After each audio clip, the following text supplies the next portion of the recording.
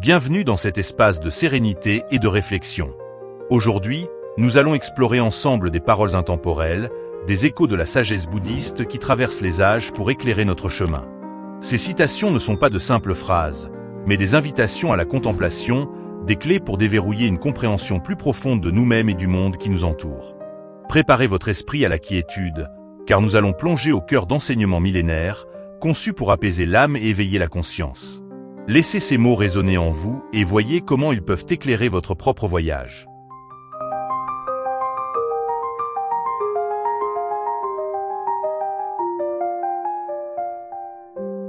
Nous sommes façonnés par nos pensées, nous devenons ce que nous pensons. Quand l'esprit est pur, la joie suit comme une ombre qui ne quitte jamais. Cette citation met en lumière le pouvoir fondamental de nos pensées. Elle suggère que nos pensées ne sont pas de simples passagers, mais qu'elles sculptent activement notre être et notre réalité. Un esprit clair et dénué de négativité est présenté comme la source d'une joie constante et inébranlable.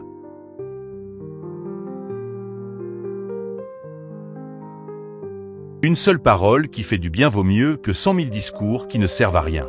L'accent est mis ici sur la qualité plutôt que la quantité. Une parole sincère, bienveillante et utile a un impact bien plus grand que de longs discours vides de sens ou superficiels. L'efficacité et le bienfait des mots priment sur leur nombre.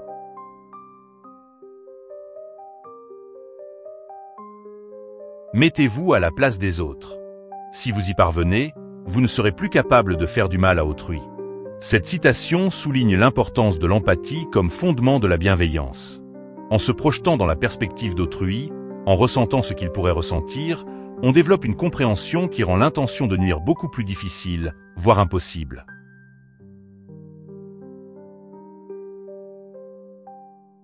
Chaque être humain est l'auteur de sa propre santé.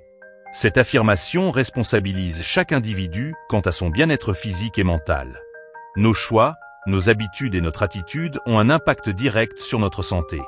Nous ne sommes pas de simples victimes, mais des acteurs de notre propre état de santé. Acceptez ce qui est, laissez aller ce qui était, et ayez confiance en ce qui sera. Cette citation propose un chemin vers la sérénité en 3 étapes. L'acceptation du présent permet de ne pas lutter contre une réalité inchangeable. Le lâcher-prise du passé libère des regrets et des rançéures. La confiance en l'avenir encourage l'optimisme et la foi en le déroulement des événements. Le plaisir se ramasse, la joie se cueille et le bonheur se cultive. Cette analogie agricole distingue 3 niveaux de bien-être. Le plaisir est souvent éphémère et nécessite d'être activement recherché. La joie est plus profonde et peut être trouvée dans des moments simples. Le bonheur, quant à lui, demande un investissement continu, des efforts constants pour le développer et le maintenir. Soyez à vous-même votre propre flambeau. Cette citation encourage l'autonomie et l'indépendance. Elle invite à trouver sa propre lumière intérieure, sa propre guidance, plutôt que de dépendre constamment des autres pour trouver son chemin ou sa motivation. Le temps est un grand maître. Le malheur, c'est qu'il tue ses élèves. Le temps est présenté comme un enseignant puissant qui nous apprend des leçons à travers l'expérience. Cependant, la tragédie réside dans le fait que ce processus d'apprentissage est inéluctablement lié à notre finitude. Celui qui interroge se trompe, celui qui répond se trompe. Cette citation invite à la prudence dans la quête de la vérité. Elle suggère que la formulation d'une question peut déjà orienter la réponse, et que toute réponse est une interprétation potentiellement limitée de la réalité. La vérité absolue est peut-être insaisissable par le langage. On peut allumer des dizaines de bougies à partir d'une seule, sans en abréger la vie. On ne diminue pas le bonheur en le partageant. Cette belle métaphore illustre la nature non exclusive du bonheur. Le partager avec les autres ne le réduit pas. Au contraire, il peut l'amplifier et illuminer la vie de plusieurs personnes sans rien enlever à la source. Puisque la haine ne cessera jamais avec la haine cessera avec l'amour. Cette citation prône la puissance de l'amour et de la bienveillance comme seul moyen de véritablement surmonter la haine et le cycle de la violence. La haine ne peut engendrer que plus de haine. Nous sommes ce que nous pensons. Tout ce que nous sommes résulte de nos pensées. Avec nos pensées, nous bâtissons notre monde. Similaire à la première citation, celle-ci réaffirme l'influence déterminante de nos pensées sur notre être et notre perception de la réalité. Nos pensées sont les fondations sur lesquelles nous construisons notre expérience du monde. Il ne faut jamais blâmer la croyance des autres, c'est ainsi qu'on ne fait de tort à personne. Il y a même des circonstances où l'on doit honorer en autrui la croyance qu'on ne partage pas. Cette citation encourage la tolérance et le respect des croyances d'autrui, même si elles diffèrent des nôtres. Blâmer les croyances peut être blessant et ne mène à rien de constructif. Dans certains cas, honorer ses croyances peut favoriser l'harmonie et la compréhension mutuelle. La patience est la plus grande des prières. Cette citation élève la patience au rang d'une vertu spirituelle essentielle. Elle suggère que la capacité à attendre, à supporter les difficultés avec calme et persévérance, est une forme profonde de connexion et de confiance en un ordre plus grand. Tout est faux et vrai à la fois. Tel est le vrai caractère de la loi. Cette citation invite à une vision nuancée de la réalité. Elle suggère que les choses ne sont pas toujours noires ou blanches, mais qu'elles peuvent contenir des aspects de vérité et de fausseté en même temps, selon le point de vue et le contexte. Il y a plus de larmes versées sur la terre qu'il n'y a d'eau dans l'océan. Cette image poignante souligne l'immensité de la souffrance humaine à travers le monde. Elle rappelle la quantité innombrable de chagrins, de tristesse et de douleur qui sont vécus par les êtres humains. De la méditation naît la sagesse. La méditation est présentée ici comme une voie privilégiée vers l'acquisition de la sagesse. La pratique de la pleine conscience et de la contemplation permet de développer une compréhension plus profonde de soi et du monde. Les nuages ne disparaissent pas, ils se transforment en pluie. Cette citation offre une perspective cyclique et transformatrice sur les difficultés et les émotions négatives. Elles ne s'évanouissent pas simplement, mais se métamorphosent en quelque chose de nouveau, qui peut même être bénéfique, comme la pluie.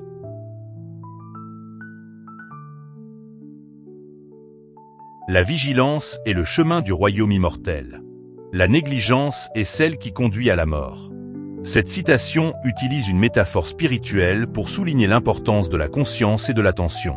La vigilance, la pleine présence, est associée à un état d'éveil et de transcendance, tandis que la négligence mène à l'ignorance et à la souffrance. Si, avec un esprit pur, quelqu'un parle ou agit, alors le bonheur le suit comme l'ombre qui jamais ne le quitte. Similaire à la première citation, celle-ci met l'accent sur la pureté d'intention comme source de bonheur constant. Lorsque nos paroles et nos actions sont motivées par un esprit clair et bienveillant, le bonheur devient une conséquence naturelle et inévitable. Rester en colère, c'est comme saisir un charbon ardent avec l'intention de le jeter sur quelqu'un. C'est vous qui vous brûlez. Cette puissante analogie illustre la nature autodestructrice de la colère.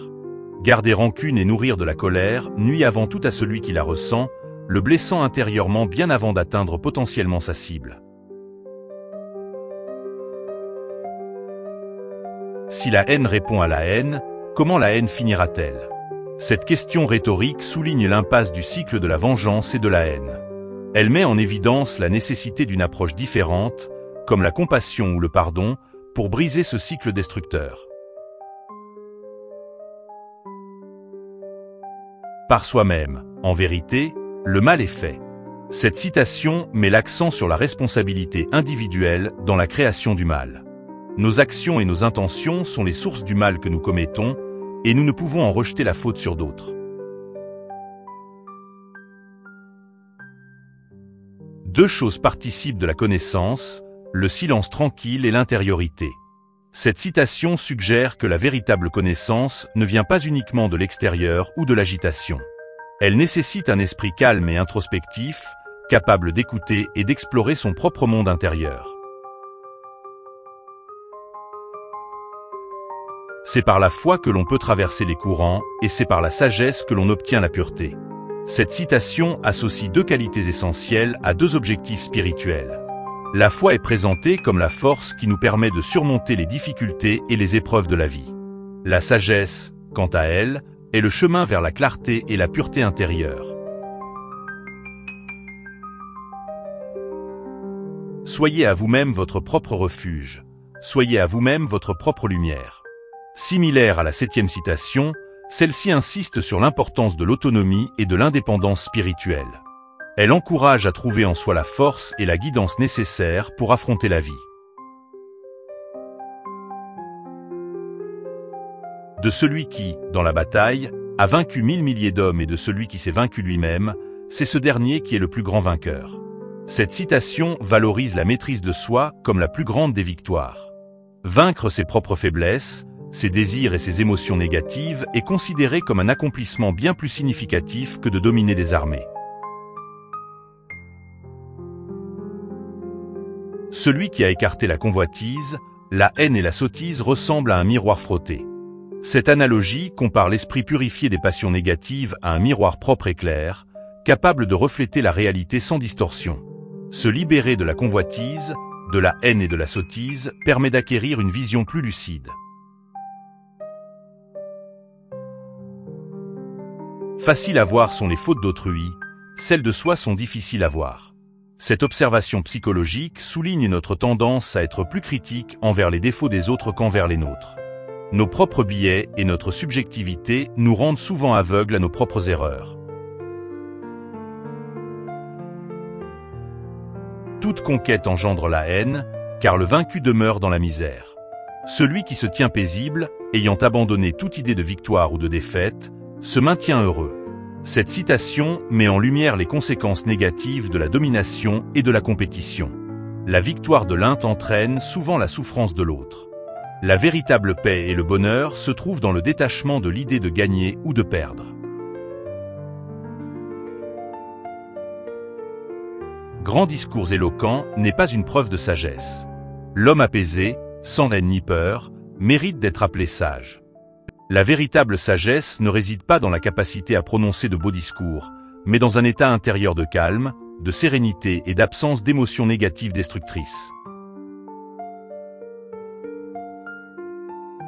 Jamais la haine ne cesse par la haine, c'est la bienveillance qui réconcilie. Répétition de l'idée que seule la bienveillance et l'amour peuvent véritablement mettre fin au cycle de la haine et rétablir l'harmonie. Ne croyez en rien, peu importe où vous l'avez lu ou qui vous l'a dit, même si c'est moi, à moins que cela ne s'accorde avec votre raison. Cette citation encourage l'esprit critique et l'autonomie intellectuelle. Elle invite à ne pas accepter aveuglément les informations, mais à les examiner à la lumière de sa propre raison et de son expérience. Tout bonheur en ce monde vient de l'ouverture aux autres, toute souffrance vient de l'enfermement en soi-même. Cette citation établit un lien direct entre notre relation aux autres et notre état de bien-être. L'altruisme, l'empathie et la connexion avec les autres sont source de bonheur, tandis que l'isolement et l'égocentrisme mènent à la souffrance. Le bonheur n'est pas une chose aisée. Il est très difficile de le trouver en nous, mais il est impossible de le trouver ailleurs. Cette citation souligne la nature intérieure du bonheur. Bien qu'il puisse être difficile à atteindre, il réside en nous et ne peut être trouvé de manière durable dans des facteurs externes. Le corps est l'étui fragile qui, durant un certain nombre d'années, renferme ton âme. Cette métaphore compare le corps à un contenant temporaire pour l'âme ou l'esprit. Elle met en évidence la nature éphémère et vulnérable de notre enveloppe physique par rapport à la dimension spirituelle. Les mots ont le pouvoir de soigner. Lorsqu'ils sont généreux, ils peuvent changer le monde. Cette citation souligne l'impact puissant du langage. Des paroles bienveillantes, encourageantes et sincères peuvent apporter du réconfort, de la guérison et même inspirer des changements positifs à grande échelle. Le changement n'est jamais douloureux. Seule la résistance au changement est douloureuse. La douleur n'est pas inhérente au changement lui-même, mais à notre opposition et à notre attachement au statu quo. Accepter et s'adapter au changement peut apporter une forme de libération. Sois toujours satisfait, car celui qui connaît la satisfaction, même s'il ne connaît rien d'autre, est véritablement riche. La véritable richesse ne réside pas dans la possession de biens matériels, mais dans la capacité à trouver la satisfaction dans ce que l'on a. La gratitude et le contentement sont présentés comme des sources de richesse intérieure. Celui qui, après avoir été négligent, devient vigilant, illumine la terre comme la lune émergeant des nuées. Cette image poétique célèbre la capacité de transformation et de progrès. Même après avoir commis des erreurs ou été négligent, il est toujours possible de se ressaisir et de devenir une source de lumière et d'inspiration. Par l'évolution des actes, celui qui dépouille est dépouillé à son tour. Cette citation évoque une forme de justice karmique, où les actions ont des conséquences et où celui qui n'y finit par subir le même sort. De même qu'un singe qui prend ses ébats dans la forêt saisit une branche, puis l'abandonne aussitôt pour se raccrocher à une autre. Ainsi, ce que vous nommez pensée, connaissance, se forme et se dissout sans cesse. Cette citation utilise une analogie pour illustrer la nature transitoire et changeante de nos pensées et de nos connaissances. Le monde est aveugle, rares sont ceux qui voient. Cette citation souligne la difficulté pour la plupart des gens de percevoir la réalité au-delà des illusions et des apparences. Seule une minorité parvient à une véritable clairvoyance et compréhension. C'est une perle rare en ce monde que d'avoir un cœur sans désir. Un cœur libéré de l'avidité, de la convoitise et des désirs insatiables est présenté comme quelque chose de précieux et d'exceptionnel dans le monde. Le bonheur est né de l'altruisme et le malheur de l'égoïsme. Cette citation établit une relation de cause à effet entre nos motivations et notre état émotionnel. Agir pour le bien des autres, pratiquer la générosité et l'empathie sont présentés comme des sources de bonheur véritable. Inversement, se concentrer uniquement sur ses propres intérêts et besoins est associé au malheur et à la souffrance. Ne demeurez pas dans le passé, ne rêvez pas du futur, concentrez votre esprit sur le moment présent. Cette citation encourage à vivre pleinement l'instant présent, car le passé est révolu et le futur est incertain. S'attarder sur les regrets passés ou les anticipations futures peut nous empêcher de profiter et d'agir efficacement dans le moment actuel. Quel que soit le nombre de saintes paroles que vous lisez, que vous prononcez, quel bien vous font-elles si vos actes ne s'y conforment pas? L'accent est mis ici sur la cohérence entre nos paroles et nos actions. La simple connaissance ou la récitation de principes moraux n'a de valeur que si elle se traduit par des comportements concrets et alignés avec ces principes. Avec nos pensées, nous créons le monde. Cette citation réitère le pouvoir créateur de nos pensées. Notre perception de la réalité, nos actions et nos expériences sont fondamentalement influencées par la nature de nos pensées. Toutes les images sont des mensonges, l'absence d'image est aussi mensonge. Cette citation paradoxale invite à dépasser les représentations mentales fixes de la réalité. S'accrocher à des images ou des concepts rigides est illusoire, mais même l'idée d'une absence totale d'image peut être une autre forme de construction mentale trompeuse. La vérité pourrait se situer au-delà de ces constructions. Le paysan creuse des canaux dans les champs, l'armurier façonne la flèche, le charpentier courbe le bois, mais le sage se perfectionne lui-même. Cette citation utilise des analogies pour illustrer l'idée que, tout comme les artisans travaillent la matière brute, le sage travaille sur lui-même pour atteindre la perfection intérieure. La maîtrise de soi et le développement personnel sont les œuvres du sage. Ne croyez pas les individus, fiez-vous aux enseignements. Ne croyez pas les mots, fiez-vous au sens ultime. Ne croyez pas l'intellect, fiez-vous à la sagesse. Cette citation encourage à distinguer la source du message de son contenu. Il est préférable de se fier aux principes et aux enseignements fondamentaux plutôt qu'aux individus qui les transmettent. De même, Il faut chercher le sens profond au-delà des mots et privilégier la sagesse intuitive à la simple intelligence intellectuelle. La réalisation réside dans la pratique. La simple théorie ou la connaissance intellectuelle ne suffisent pas. La véritable compréhension et l'atteinte des objectifs nécessitent une mise en pratique active et constante des enseignements ou des compétences.